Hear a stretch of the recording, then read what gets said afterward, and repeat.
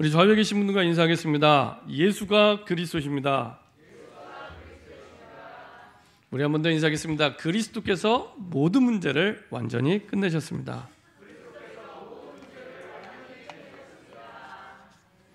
우리 한 번 더 인사하겠습니다. 흑암을 결박합시다. 네. 지난 주간에는 유초동부 수련회가 있었고 또 어제 토요일 날에는 유치부 말씀을 듣는 그런 시간이 있었습니다. 근데 특별히 이제 유초동부 수련회 때 이제 같이 또 말씀을 듣고 이렇게 특강을 듣는데 참 은혜가 되더라고요. 그래서 쭉 듣는데 특별히 이제 특강을 2번 했는데 참 이게 그 의미 있는 특강이다 싶었습니다. 하나는 찬양 특강, 하나는 문화 특강. 그 특강하신 목사님들이 다 영적인 또 전문성이 있으신 분들입니다. 찬양 특강하신 분은 오랫동안 그 찬양 사역을 해오신 분이고요. 초창기부터. 그리고 문화 특강하신 분도 이분이 이제 선교사님 아들인데 일본에서 애니메이션을 전공하고 한국에서 그 신학을 공부한 그런 목사님입니다. 그래서 우리 그 한번 하여간 부모님들은 뭐 말할 것도 없고 전성도들이 꼭 한번 보시면 좋겠다. 길지도 않습니다. 찬양 특강은 좀 짧고요. 문화 특강은 뭐 그래도 뭐 그렇게 특강치고는 길지 않은데 그래도 들으시면 굉장히 많은 또 기도 제목과 의미를 발견하게 됩니다. 특별히 이렇게 찬양 특강 하시는 목사님이 쭉 말씀하시는데 그 얘기를 하시더라고요. 어느 날 본인 아들이 초등학교 6학년인데 왕따를 당했나 봐요. 학교에서 왕따를 당해서 집에 왔습니다. 집에 와서 이제 아빠한테 얘기합니다. 아빠는 학교에서 왕따 당했다고. 그 부모님 입장에서 얼마나 참 마음이 아프겠습니까? 아들이 6학년 된 아들이 와서 자기 왕따 당했다고 와서 얘기하고 얘기를 듣는 그 부모님의 마음은 참 많이 가슴 아프겠죠. 그러면 보통 부모님들은 학교에 쫓아가든지 전화를 건든지 한판 붙고 또 싸우겠죠. 근데 이분이 이제 참 지혜롭게 성령인들 받으신 것 같아요. 이분이 이제 아들하고 같이 찬양을 부른 겁니다. 참 찬양 전문 사역자답다라는 생각을 했었는데요. 그 어린이 찬양 가운데 승리하는 신분이라고 있습니다. 오래된 찬양인데 아시죠? 나느냐 하나님의 귀한 자녀 걱정 근심하도 문제 없어요. 악한 마귀 뭐죠? 악한 마귀 시험하고 넘어뜨려도 승리하는 신분이 있네라는 그런 찬양인데 이 찬양을 이제 아들하고 같이 부르는 겁니다. 아들하고 같이 부르는데 거기에 이제 자기를 왕따시키는 그 주동자가 있어요. 그 주동자 아이의 이름을 넣어서 부르는 겁니다. 이 아이가 사실은 나쁜 게 아니라 이 아이 뒤에 역사는 영적 배경이 있다. 그 감을 꺾어줘야 된다. 그리고 넣어서 또 이렇게 같이 찬양하면서 부른 겁니다. 이제 그렇게 하고 이제 다시 학교를 갔죠. 근데요, 왕따를 시키던 이 아이가 조금씩 바뀌는 거예요. 그러더니 이제 왕따를 시켰던 그 아이 주변에 있던 아이들이 다시 그 목사님 자녀들과 관계가 회복이 되고 그리고 나중에는 왕따를 시켰던 그 주동자 친구가 와서 사과를 하고 그리고 나중에는 졸업할 때는 같이 여행을 갔다 그러더라고요. 그 얘기를 들으면서 어떤 생각이 들었냐면 야, 우리가 복음을 알고 영적 사실을 안다고 하지만 현실에서는 영적 사실을 전혀 못 누리고 있구나. 보호자의 축복을 전혀 못 누리고 있구나. 그런 생각을 한 주간 내내 했습니다. 한 주간 내내. 실제 현실에서 많이 싸우잖아요. 많이 싸우고 많이 미워하고 다투잖아요. 그렇죠? 이미 영적 싸움에서 진 겁니다. 그렇죠? 그럼 불신자도 할 수 있는 일입니다. 불신자도 할 수 있는 육시 싸움을 계속 하고 있구나. 여러 가지로 참 많은 생각이 들더라고요. 우리가 찬송가 350장에 마귀들과 싸울지라 막 이렇게 우리가 찬양을 부르면서도 마귀랑 안 싸우고 사람과 싸우고 갈등하고 고민하고 일단 내가 뭐 맞다 틀리다 이전에 맞는 문제든 틀린 문제든 일단은 내가 사람과 싸웠다. 그러면은 200% 일단 사단에게 속고 시작한다고 생각하시면 됩니다. 200%, 100%가 아니라 200% 사단에게 속고 시작한다고 보시면 됩니다. 그렇죠? 전혀 우리에게 주신 영적 권세를, 전혀 우리에게 주신 보좌의 축복을 다 받아놨는데 아예 시스템이 다 준비되어 있는데 전혀 못 누리고 있습니다. 제가 한 주간 동안 제가 반성이 되더라고요. 야, 그래, 어린아이처럼 주신 말씀 그대로, 주신 언약 그대로 믿음으로 영적 싸움을 싸우면 되는데 우리가 시컨 육신 싸움하고 그리고 진짜 중요한 영적 싸움을 못 싸우고 있구나. 한 주간 내내 생각이 들더라고요. 그래서 새벽마다 계속 흑암결복하고 기도하고 그랬습니다. 그래서요, 진짜로 우리가 영적 사실을 한다면 눈에 보이는 건 눈에 보이지 않는 부분에 그 뿌리를 두고 있습니다. 결국에 싸울 수밖에 없는 마음 상태, 영적 상태, 이 생각 상태, 그게 영적 상태 속에서 나오는 거거든요. 영적 상태. 그래서 영적 상태라는 근본이 바뀌어야 마음도 바뀌고 생각도 바뀝니다. 그렇죠? 그리고 마음 생각이 바뀌어야 우리의 삶, 우리의 행동이 바뀝니다. 근데 우리는 대부분 행동 가지고만, 행위 가지고만 딱 말합니다. 그걸 보고 율법주의라고 얘기합니다. 율법이 나쁜 게 아닌데 율법주의가 되면 주인의 자리에 그게 앉아 있는 겁니다. 그리스도가 주인의 자리에 앉아야 될 그 자리에 율법이 주인의 자리에 주인 노릇을 하는 걸 율법주의라고 얘기를 합니다. 그래서 계속 이제 따지는 것만 하는 겁니다. 맞냐? 안 맞냐? 우리가 재판관이 아니라 하나님이 재판관인데 맞냐? 안 맞냐? 그게 완전 율법주의입니다. 바리새주의입니다. 그렇죠? 맞냐 안 맞냐로 따져서 우리가 인도받았으면 우리는 절대 구원 못 받습니다. 우리는 절대 구원 못 받습니다. 우리는 근본 자체가 원죄 속에 있기 때문에 틀릴 수밖에 없어요. 우리는 영원히 구원 못 받습니다. 맞냐 안 맞냐 이걸로 따지기 시작하면은 영원히 구원 못 받습니다. 그렇죠? 근데 우리도 모르게 근데 율법주의에 딱 묶여갖고 맞냐 안 맞냐, 틀리면 어떻게 하냐, 맞으면 어떻게 할래? 그러면서 우리도 모르게 육신 싸움 속으로, 근본적인 영적 싸움을 싸우지 않고 육신 싸움 속으로 들어가게 됩니다. 그러고 나면 정말 하나님이 원하는 뜻과 계획이 발견했냐? 아니요, 전혀 보이지 않습니다. 하나님의 뜻과 계획은 전혀 안 보이고 불신자는 아닌데 불신자 상태로 살아가게 됩니다. 얼마나 안타깝습니까? 완전히 보좌의 축복을 누릴 수밖에 없는 시스템이 다 돼 있는데 그거는 다 덮어두고 육신적으로만 막 싸우는 겁니다. 그래서 237 나라를 살 보좌의 축복의 24의 가장 중요한 열쇠는 개인의 복음화에 있습니다.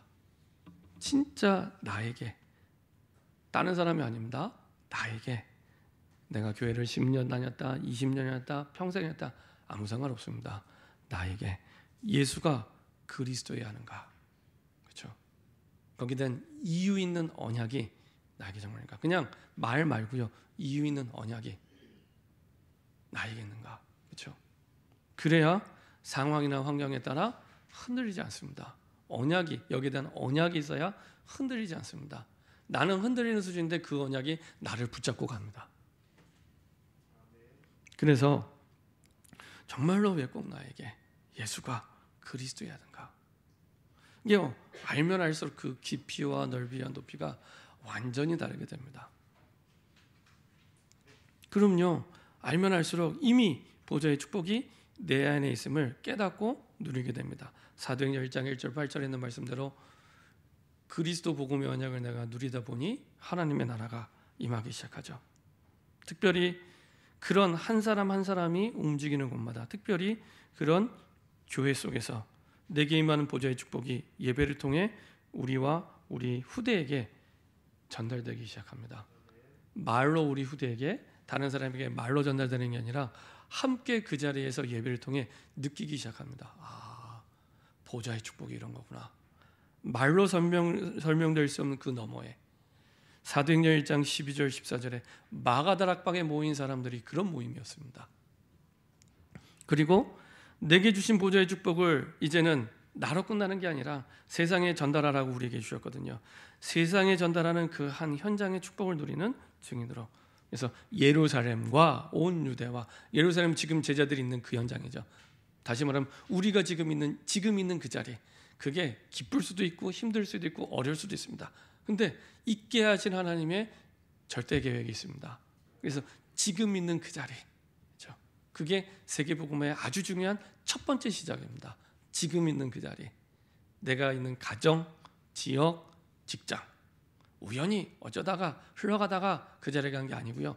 하나님의 절대 계획 속에 하나님이 그 자리에 있게 하셨습니다. 그래서 예루살렘과 그 다음에 그것이 온 유대와 사마리아와 땅 끝까지 전달되는 중요한 시작이 되게 하십니다. 그래서 이런 7천 제자, 이런 응답을 받는 70지교회, 70제자 응답이 올해 우리의 현장 속에 새롭게 시작되기를 소원합니다.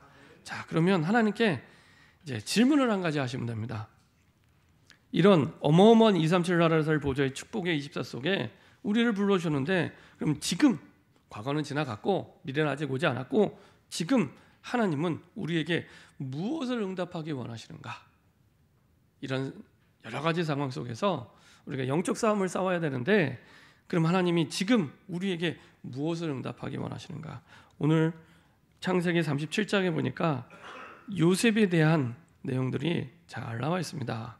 야곱이 가나안 땅국 그의 아버지가 거류하던 땅에 거주하였으니 야곱의 족보는 이러하니라. 야곱의 족보를 얘기합니다. 이때 당시에는 이삭도 살아 있었고 야곱도 살아 있을 때였습니다. 이삭이 한 168세 정도 됐고요. 이때 당시에 야곱의 나이가 한 108세 정도 됐습니다. 그러면 요셉을 몇 세에 낳았냐? 요셉을 91세에 낳았습니다. 91세. 이제 이삭도 살아있는 때입니다.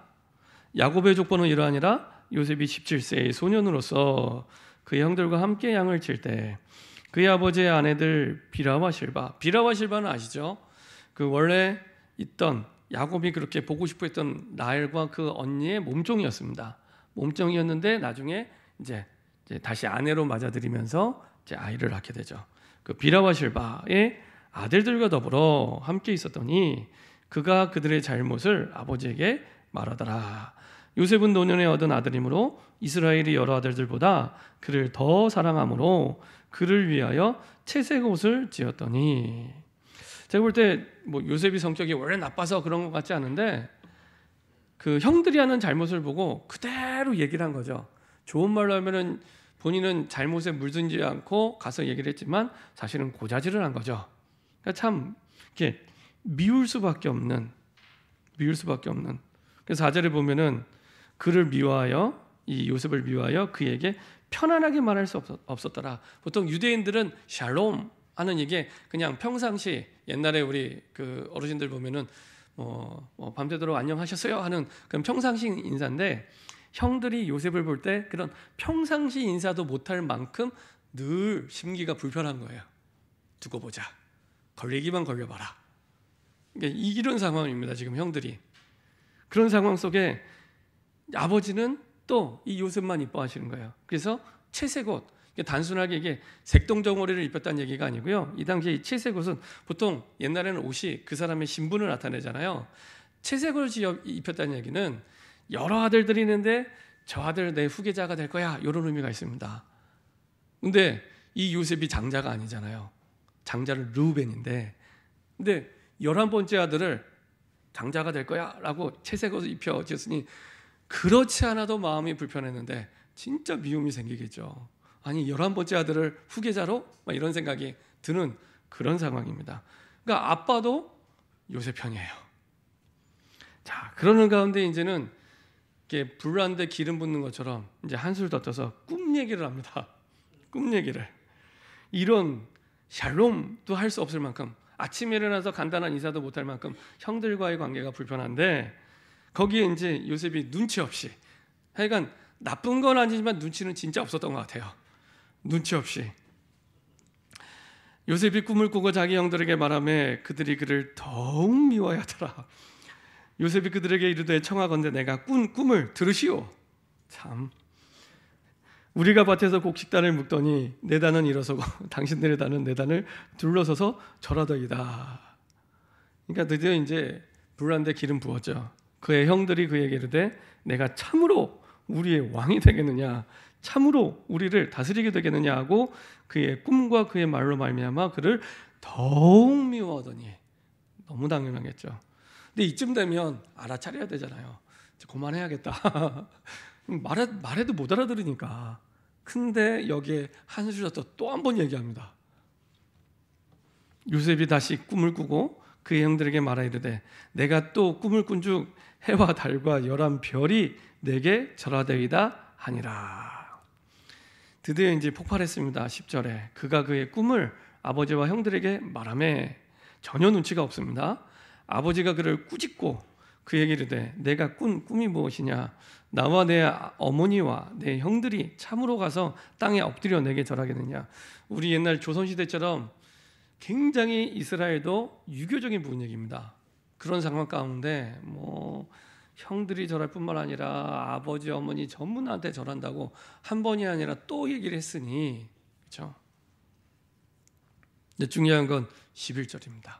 11절에 그의 형들은 시기하되 그의 아버지는 그의 말을 간직해 두었더라. 여기에는 이유가 있습니다. 야곱이 어려울 때 꿈을 통해서 하나님의 계시를 받고 응답을 받기 시작했습니다. 하나님이 꿈을 통해서 하나님이 요셉에게 말씀하시고자 하시겠구나라는 것을 알고 있었죠. 요셉은 형들은 다 잊어버렸지만 이 야곱은 그 말을 마음에 간직했습니다. 본인도 그런 경험이 있었기 때문에 하나님이 지금 요셉에게 말씀하시는 거 아니야? 라고 생각했는데 맞습니다. 하나님이 요셉에게 말씀하시는 거였습니다. 그래서 첫 번째로 영적 정복을 확정하라. 세상 정복 이전에, 우리의 현실과 문제 정복 이전에 영적 정복을 확정해라. 확정해 놓고 시작하면 됩니다. 어떻게 확정한답니까? 항상 하나님은 말씀을 통해 역사하십니다. 그러면 하나님이 뭐라고 말씀하시는지, 이 상황 속에, 이 환경 속에, 특별히 하나님 우리에게 주신 현장을 정복하기 원하시는 세계복음을 두고 나에게 뭐라고 말씀하시는지 그 말씀을 확정하고 시작하는 겁니다. 그래서 사실은 구약 시대에는 하나님이 하나님의 말씀을 계시하실 때 꿈을 사용하여 계시하셨습니다. 그래서 요셉의 별명이 꿈쟁이입니다. 꿈쟁인데요. 아브라함의 별명이 믿음의 조상인 것처럼 요셉은 꿈쟁인데 요셉의 평생을 꿈 3번으로 이어갑니다. 꿈 3번. 꿈 3번 꿨더니 그것을 통해서 총리가 됐거든요. 첫 번째가 오늘 같은 형들과 있을 때의 상황 한 번. 그 다음에 감옥에 가서 술 맡은 관원장, 떡 맡은 관원장, 꿈매몽할 때 한 번. 나중에 바로왕 앞에서 한 번. 그 말은 그냥 꿈 꿨다 얘기 아니라 하나님이 하나님의 말씀을, 하나님의 음성을 꿈을 통해 계시를 해준 겁니다. 그러니까 꿈을 통해서 그 하나님의 말씀을 선명하게 꿈을 깨서도 붙잡을 만큼 확실하게 하나님의 언약을 붙잡은 겁니다. 이미 확정되어 있는 겁니다. 그리고 나서 우리의 삶을 시작하는 겁니다. 하나님의 말씀이 확실히 정해지는 만큼, 확정된 만큼 그때부터 말씀이 들리는 게 아니라 보여집니다.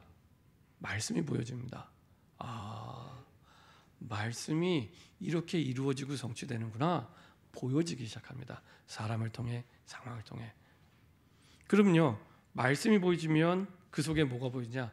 하나님이 내게 주신 비전. 이게 진짜 하나님의 말씀 비전입니다. 비전.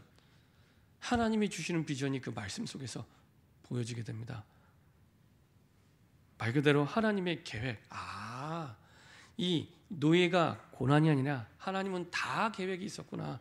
요새 그 20대가 하는 말들은 다 계획이 있었구나. 다 계획이 있었구나. 감옥에 갔는데 감옥에 간 게 아니라 다 계획이 있었구나. 그렇죠? 하나님은 다 계획을 가지고 인도하셨구나. 이게 보려고 애쓰는 게 아니라 보여집니다. 그리고 얼마나 확실하게 이게 내 거가 되냐. 이때부터 진짜 세계복음화를 위한 나의 꿈이 딱 붙잡아지게 됩니다. 야망이 아니라 나에게 주신 나의 꿈. 세계복음화 때문에 세계복음화 위에서 주신 나의 꿈. 어느 정도로 이게 이제 생각나냐. 24시간 눈 뜰 때나 감을 때나 앉을 때나 일어설 때나 늘 그 생각이 나는 거예요. 그렇죠? 늘 그 생각이 나는 겁니다. 꼭 그 신약 성경에 금은보화를 밭에 감춰진 거 아는 그 농부는 늘 그 생각 나겠죠. 그렇죠? 그러면서 늘 그 땅을 살려고 이제 자기 전재산을 팔아 그 땅을 사는 것처럼 거기에 자기 인생을 올인하기 시작합니다. 근데 그게 너무 기쁜 거예요. 그런 꿈. 그 꿈을 하나님이 보게 하시고 확정하게 하시고요. 그리고 그것을 이루어가는 과정 속에 계속해서 말씀과 기도 속에 누리게 하시죠. 하나님의 형상의 축복을 누리게 하십니다. 그리고 드디어 하나님이 우리 인생에 허락하신 하나님의 작품, 걸작품을 완성해 가십니다. 자, 이렇게 해서 하나님이 우리에게 주신 그 축복들을 먼저 붙잡고 영적으로 정복할 때 세상을 정복하는 올바른 언약의 여정 속에 인도받고 응답을 누리게 됩니다. 특별히 24시간 하나님 우리에게 응답을 주시고 보좌의 축복으로 역사하신다고 했는데 그 24의 기준이 뭡니까?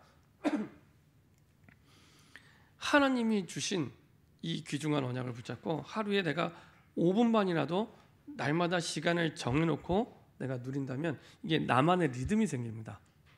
꼭 뭐가 아니면 우리가 보통 운동할 때 뭐 어디 헬스장을 간다, 어디 뭐 운동을 한다 했을 때 매일 그 시간에 그 운동을 한다고 생각을 해보세요. 매일 그 시간에 그 운동. 그러면은 그 운동에 맞는 리듬이 생깁니다. 그럼 운동 안 할 때도 그 체력과 여러 가지 응답 속에 내 삶이 쭉 지속이 되죠. 마찬가지로 내가 24시간 기도하는 게 아니라 시간을 정해놓고 내가 기도하며 누릴 때 그 응답이 내 인생 전체 하루 종일에 영향을 주기 시작합니다. 그렇죠? 이렇게 리듬을 타는 게 기준입니다. 드디어 이게 24의 축복과 응답 속으로 쭉 들어가게 되죠. 그리고 드디어 나타나는 결과들은 25의 능력과 역사가 나타나기 시작합니다. 그럼 25의 기준이 뭡니까? 좋은 일이 생겼다, 안 좋은 일이 생겼다. 그게 응답의 기준이 아니고 하나님의 나라가 내가 있는 현장에 임하기 시작합니다. 갈등하고 육신 싸움 싸우는 그 가정에, 그 만남에, 그 직장에 임하기 시작합니다. 하나님의 나라가 기준입니다. 그 속에서 하나님이 영혼의 응답을 주는데 그 영혼의 기준이 무엇입니까? 내 인생을 통해 진짜 하나님이 예비하신 인생의 세계복음을 알리는 걸작품을 딱 남기게 하시죠. 근데요, 이 시간들이 많지 않습니다.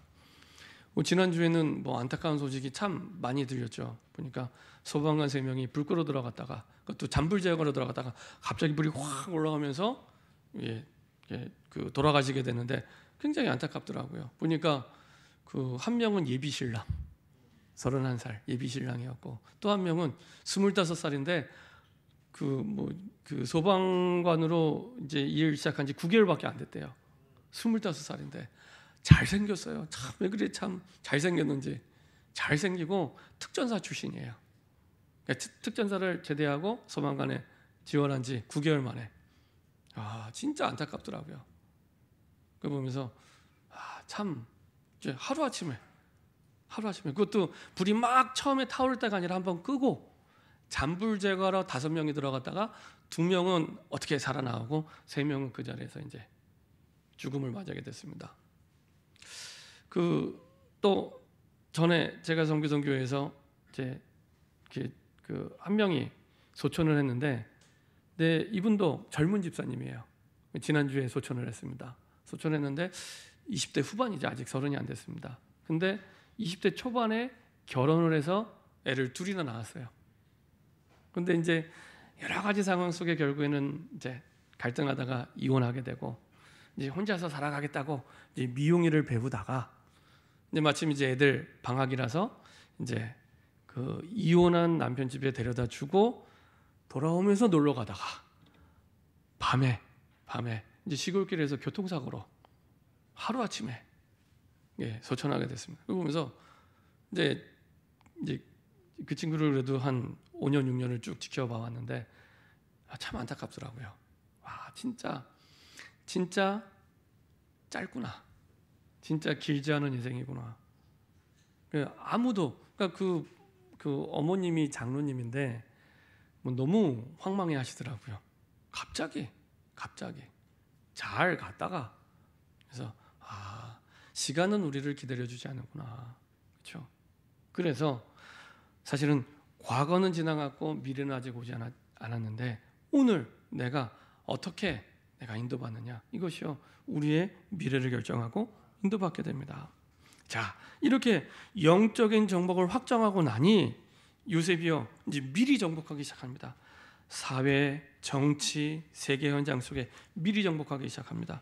창세기 39장 1절부터 6절 보면요 분명히 죽을 뻔하다가 노예로 끌려갔는데 노예 현장에서 그 현장을 정복합니다.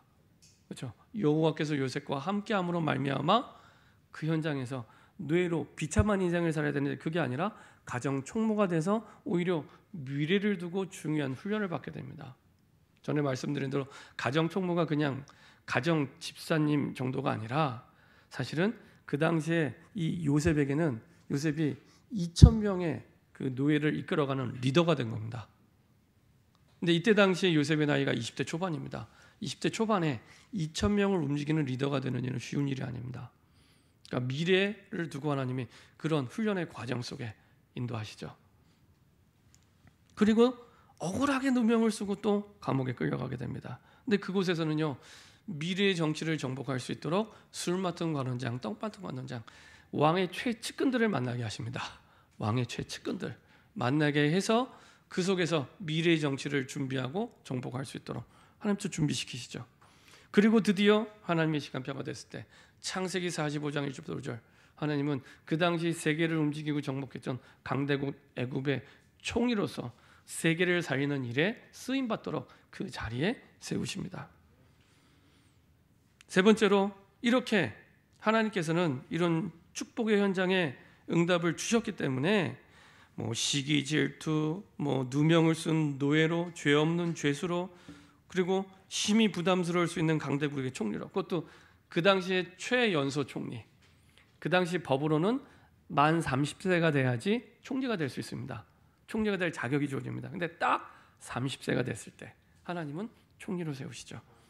그래서 그 얼마나 부담스럽겠습니까? 노예로 끌려가서 13년 만에 자기 나라 이스라엘도 아니고 다른 나라의 총리가 되는 겁니다. 예를 들면 한국 사람이 17살에 미국으로 건너가서 13년 만에 미국의 대통령이 되는 겁니다. 이게요, 안 되면 안 되는 대로, 되더라도 얼마나 부담스럽겠습니까? 그죠? 되는 게 문제가 아니라 그 자리에 가더라도 될 만한 자격이 안 되면 얼마나 어렵겠습니까? 그죠? 근데 하나님은 그걸 다 준비시켜서 가장 빠른 나이에 딱 그 자리에 앉게 하시죠. 사람의 방법으로 이렇게 하면 되고 저렇게 하면 이게 빠를 것 같지만 아닙니다. 하나님이 주신 말씀대로 따라가는 게 느린 것처럼 보이는데 가장 빠르고 가장 바르고 부작용도 없습니다.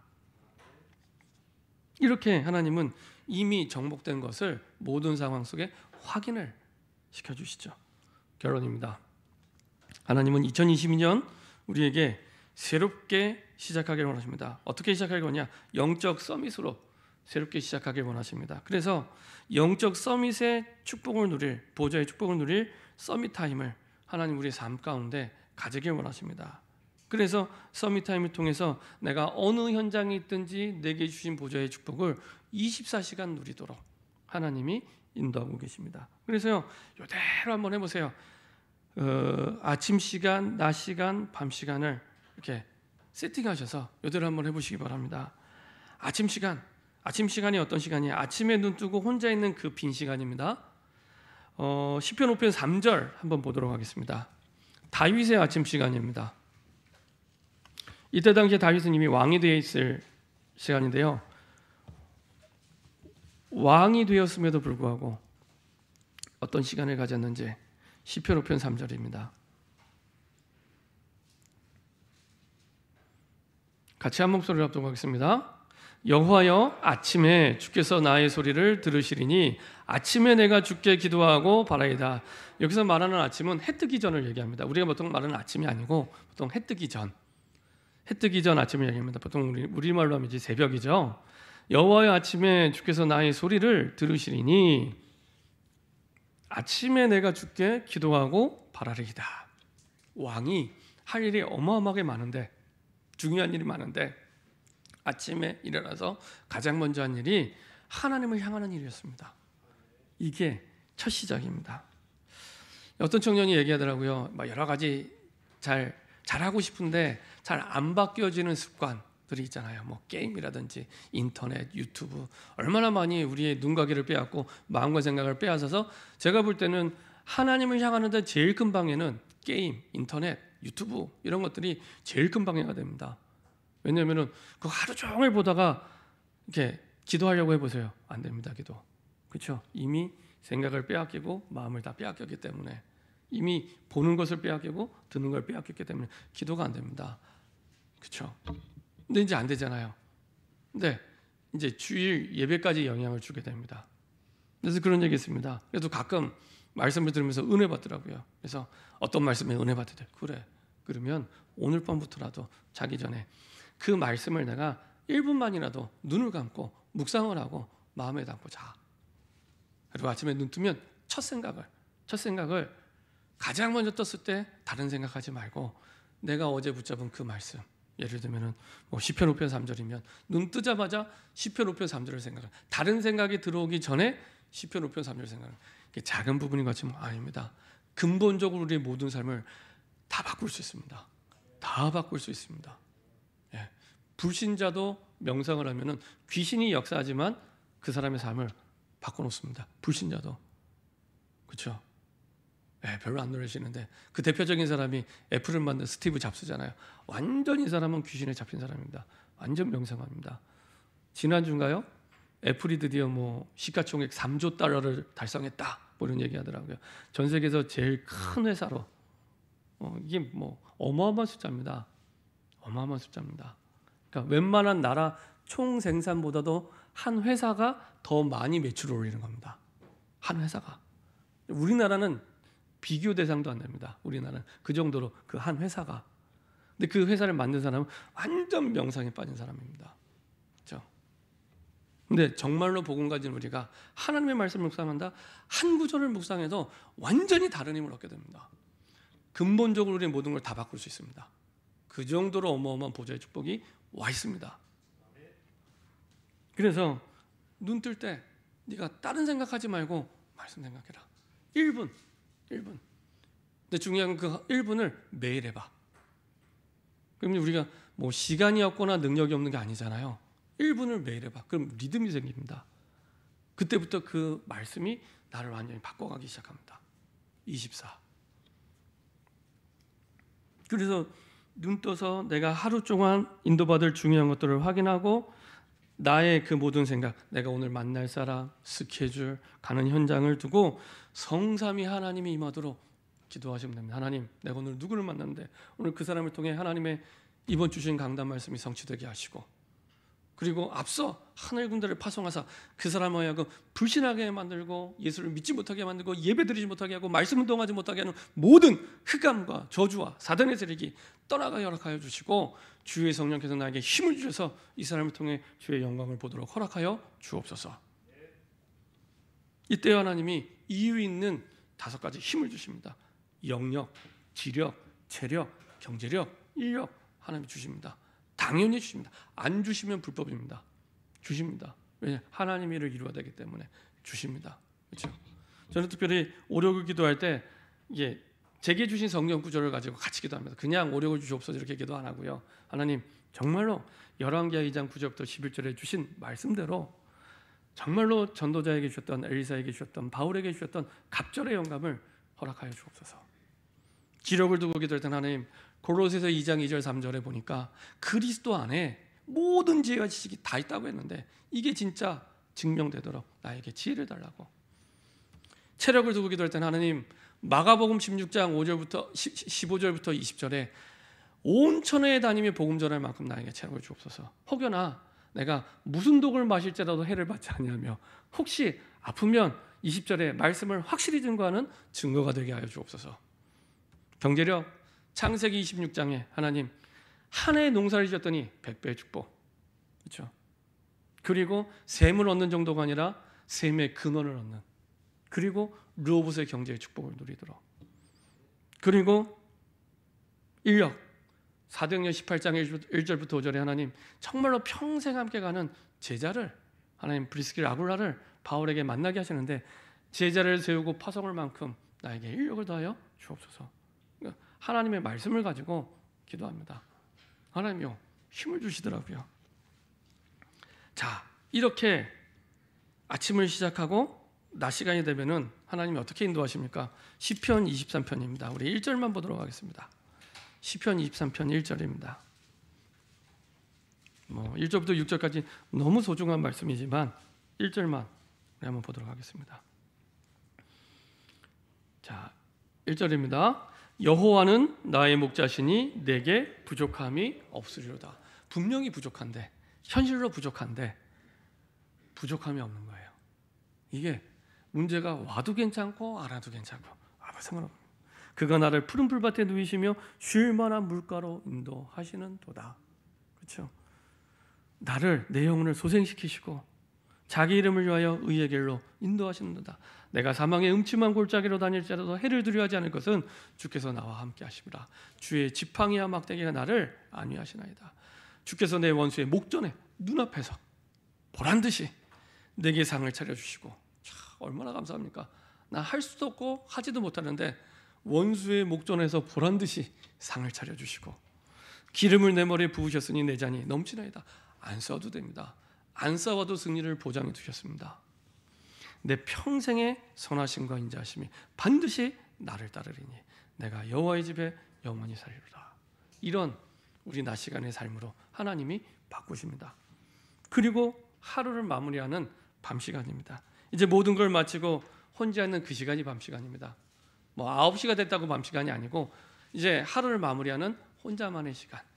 자, 시편 17편 3절입니다. 다윗의 밤 시간입니다.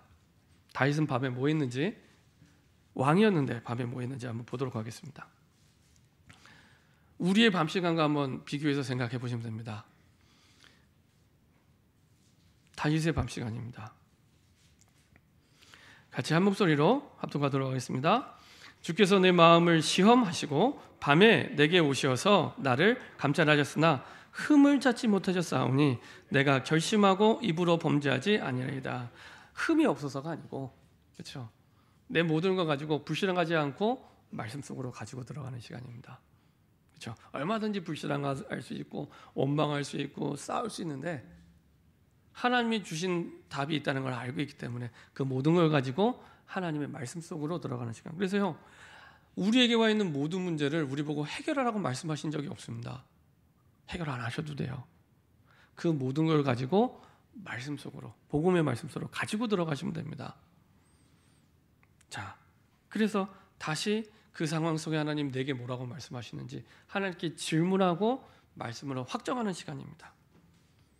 하루에 일어난 모든 것을 말씀으로 정리하는 시간입니다. 그래서 이 시간이 깊은 묵상의 시간입니다.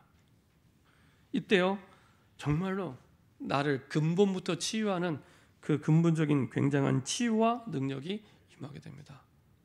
그렇죠? 이거를 하루만 응답을 받아도 너무 좋을 텐데 내가 매일 받는다, 매주 받는다, 내가 360번 한다. 완전히 새로운 나로, 고린도후서 5장 17절에 있는 말씀대로 완전히 새로운 나로 하나님 나를 바꿔가십니다. 그래서 해보세요. 해보세요. 여기에 우리의 모든 에너지를 집중하시는 게 가장 중요합니다. 그럼 안 싸워도 됩니다. 안 싸워도 보장된 승리를 누리게 하십니다. 미래 걱정 안 하셔도 됩니다. 하나님이 이런 사람을 안 쓰시겠습니까? 살아계시다면. 그렇죠? 당연히 쓰십니다. 이 사람을 안 쓰고 누구 쓰니? 전도요? 당연히 하나님 문 열어주십니다. 당연히 문 열어주십니다. 사람을 붙이기 시작합니다. 나 같은 형편을 가진 사람에게 답을 주라고 붙이기 시작합니다. 그래서요, 아무 걱정하지 마시고 이 축복 속으로, 이 임마누엘을 누리는 축복 속으로 들어가는 저와 여러분 되기를 소원합니다. 합심해서 제가 기도하고 마치도록 하겠습니다. 전능하신 하나님 감사드립니다. 237개 나라를 살릴 어마어마한 보좌의 축복 속에 우리를 부르심을 감사드립니다. 우리의 생각도, 우리의 마음도, 우리의 보는 것도, 우리의 듣는 것도 요셉처럼 미리 정복하는 그 축복 속으로 들어갈 수 있도록 주님이 기뻐하시는 임마누엘 속으로 서밋타임을 누리게 하여 주옵소서. 감사드리며 예수 그리스도의 이름으로 기도합니다. 아멘.